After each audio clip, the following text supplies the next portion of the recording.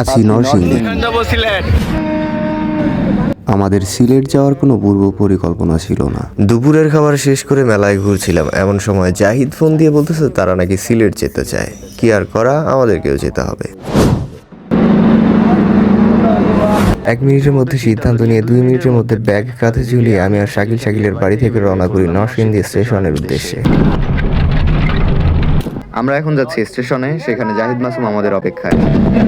আমাদের টিম মূলত হয়েছে 3টা টিম। ঢাকাতে আছে সাকিব, হৃদয়, সৌরভ।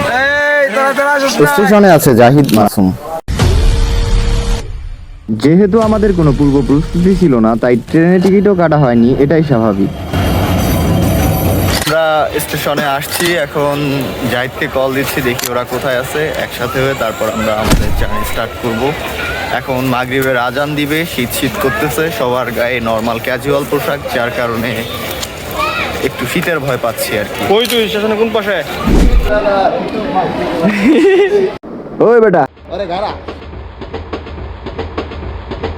ঢাকা থেকে হৃদয়রা নরসিংদী পৌঁছাবে 11টায়। আমাদের হাতে থাকতেছে এক্সট্রা 5-6 ঘন্টা। এই 5-6 ঘন্টা তো আর বসে থাকা যায় না। ভাবছি আশেপাশে 2-1টা জায়গা সংক্ষেপে ঘোরাই যায়, তাই আমরা নাস্তা শেষ করে বের হয়ে পড়লাম নরসিংদী লঞ্চ ঘাটের উদ্দেশ্যে।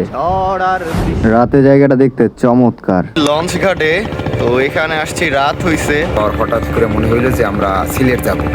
ট্রেন আমাদের 11টায়, যার জন্য আমরা একটু সময় কাটানোর জন্য আসলাম। আমাদের এই ট্যুরটা হতে যাচ্ছে অসাধারণ, কারণ আপনারা একটু পরেই বুঝতে পারবেন। টিকিট কাটা ছিল না, যেমনটা বলেছিলাম, এটা রিমার্কেবল হতে যাচ্ছে। আমরা এখন ট্রেনের ছাদে, এই শীতের রাতে আমরা যাচ্ছি ট্রেনের ছাদে। ইচ্ছি, তোর নাম কি?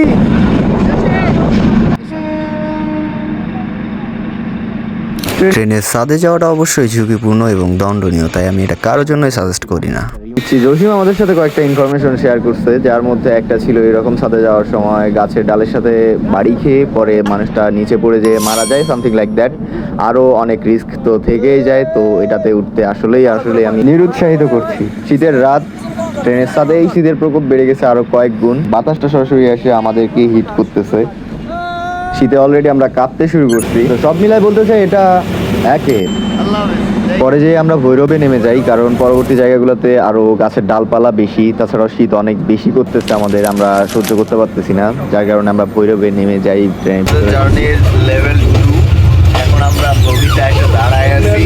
ভাই বসার জায়গা নাই, তবু এটা মন্দের ভালো যে উপরের মতো এতটা ঝুঁকি আর শীত নাই। বাকি পথটা এভাবে দাঁড়ায় দাঁড়ায় যাইতে হবে, এটা ভাবতেই ফ্লোরে বসে পড়তেছি।